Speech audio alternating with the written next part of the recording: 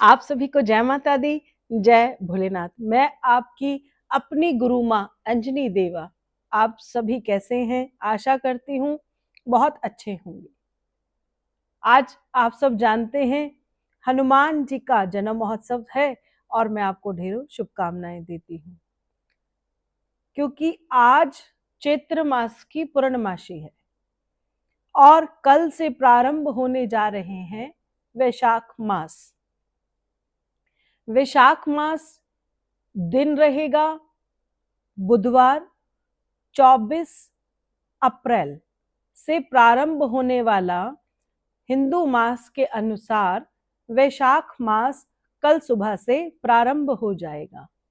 यह मास जो है, अगर मैं तारीख से बताऊं तो 24 तारीख रहेगी कल, 24 अप्रैल से ये शुरू होगा और 23 मई तक जो है वैशाख मास चलेगा।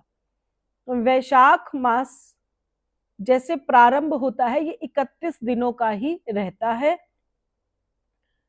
जैसे आप जब वैशाख पूर्णिमा मनाएंगे तब तक जो है आप वैशाख मास में ही विराजमान हैं। वैशाख मास की बहुत बड़ी महिमा है। पहले मैं आपको ये बता देती हूं कि जिस प्रकार चंद्र जो भगवान है वो जिस नक्षत्र में प्रवेश करते हैं उसी के अनुसार ही धर्म में जो है मास निर्धारित किया जाता है। जैसे ही आपने देखा है अब कि कल से विशाखा नक्षत्र प्रारंभ हो जाएगा। विशाखा नक्षत्र में लगने वाला जो मास है उसी को ही हम वैशाख मास कहते हैं। वैशाख मास बहुत अद्भुत है। इसकी महिमा जब भगवान नारद जी ने पूछा ब्रह्मा जी से। नारद जी कहने लगे ब्रह्मा जी को कि वैशाख मास की क्या महिमा है। ब्रह्मा जी से पूछने पर ब्रह्मा जी कहने लगे कि जो वैशाख मास है वो ठीक इस प्रकार से है जैसे कि माँ और संतान, जिस प्रकार से संतान के आग्रह करने पर माता संभवतः जो दे सकती है वो अपने बच्चे को अवश्य देती है। ब्रह्मा जी ने एक उदाहरण के तौर पर बताया है। इसका मतलब यह है कि वैशाख मास में जो मास है वो माँ है और जो बच्चे हैं वो हम हैं, यानी भक्त हैं।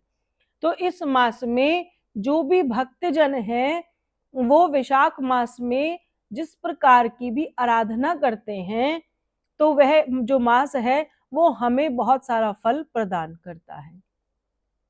वैशाख मास में आप जिस प्रकार जाप करते हैं, आप कोई तप तपस्या करते हैं, भगवान की आराधना करते हैं, गंगा जी का स्नान करते हैं, कोई भी तीर्थ करते हैं, तो इन सब चीजों की बहुत ही अपार महिमा बताई गई है।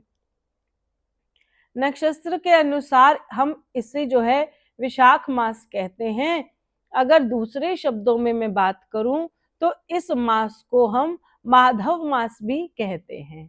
तो बात कर लेते हैं माधव मास से। आपको ज्ञान हो जाना चाहिए कि इस मास में जिस भगवान की आराधना की जाती है वह भगवान है भगवान विष्णु, भगवान नारायण। जो भी भक्तजन भगवान विष्णु की आराधना वैशाख मास में करते हैं तो इसका फल हमें बहुत अच्छे तरीके से प्राप्त होता है। यानी कहने का मतलब है संसार का चालक जो हो गए, संसार के पालनहार जो हैं वह भगवान विष्णु का महीना है। और जब पालनहार हमसे प्रसन्न होने लग जाएं तो आप सब समझ जाएं कि जीवन में ऐसा कोई भी काम नहीं है जो हमारा रुक सकता है। देखिए, माता पिता पालनहार होते हैं तो माता पिता अपने बच्चों को हर प्रकार का सुख देने के लिए प्रयास करते हैं। उसी प्रकार से हम भक्तजन जो हैं भगवान की संतान हैं। भक्त जो है अपनी भक्ति करते हैं, लेकिन भगवान का भी ये प्रयास हो जाता है कि वह अपने जो भक्त है उसे किस प्रकार से प्रसन्न रख सकते हैं। इसीलिए इस मास में जितना संभव हो सकता है हमें भगवान विष्णु अर्थात भगवान नारायण जी की आराधना करनी है। विशाख मास में भगवान के स्वरूप जिस पेड़ और पौधे की आराधना करनी चाहिए उसके विषय में हम बात करते हैं। विशाख मास में तुलसी का पौधा और पीपल का वृक्ष, इसकी आराधना करना बहुत ही शुभ माना जाता है। दोनों में जल देने से कहते हैं कि हमारे जीवन में सुख और समृद्धि का वास होने लग जाता है। इसीलिए हमें ज्ञात करना है कि हमें विशाख मास में माता तुलसी की और वृक्ष रूप में पीपल की आराधना करनी है। देखिए, पीपल का जो वृक्ष है वह तो वैसे ही अनेकों कष्टों का कल्याण का एक मार्ग है कि जो भी भक्त पीपल की पूजा करते हैं उनके ऊपर में आई हुई 7.5 यानी शनि दोष भी अगर लगा हुआ हो तो उससे निजात मिल जाती है।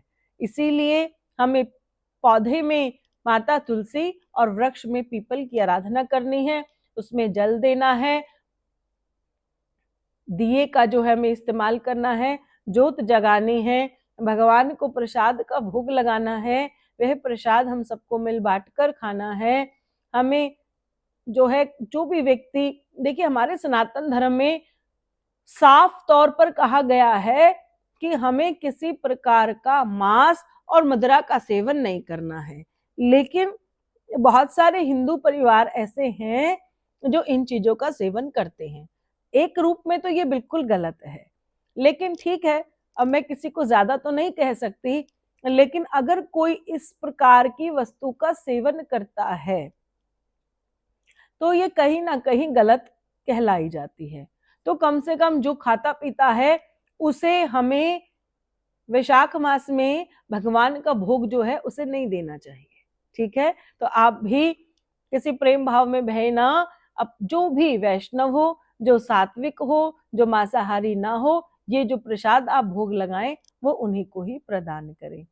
भगवान विष्णु का आप ध्यान करते रहे और यही मैं प्रार्थना करूंगी कि विशाख मास में आगे मैं आपको बताती रहूंगी, लेकिन विशाख मास में जो सबसे सुंदर बात है उसको कहा गया है कि हमें जो है ना जो भी यात्री होते हैं, जैसे कि कुछ लोग नंगे पैर घूमते हैं, गर्मी बहुत होती है, यानी हमें यात्रियों को धूप से बचाने की सुविधा देनी चाहिए। जैसे आप जो नंगे पैर हैं उन्हें चप्पल पहना सकते हैं, प्याऊ लगा सकते हैं, प्यासों को पानी दे सकते हैं और बहुत अच्छी तरीके से सेवा कर सकते हैं। जो भी यात्री लोग हैं उनको जिस भी रूप में हमें सेवा मिले, जैसे कि पुस्तकों में लिखा गया है कि हमें जो है ऐसी छाया रूपी जगह बनानी चाहिए जहां पर कोई धूप में खड़ा ना रहे। कहने का मतलब ये है कि बहुत तेज गर्मी होने वाली है, तो हमें प्रत्येक संभव प्रयास वही करने चाहिए जिससे जो है कोई भी गर्मी में तपे नहीं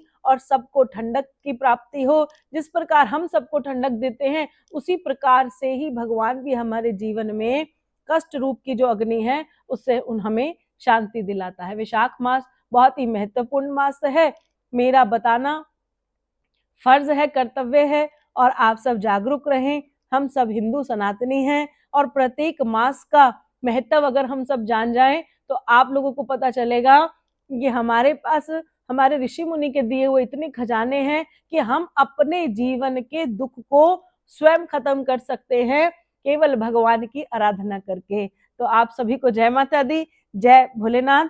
आप सब मिलकर लगाएंगे जयकारा, जयकारा शेरा वाली जी दा, बोल सच्चे दरबार की जय हो।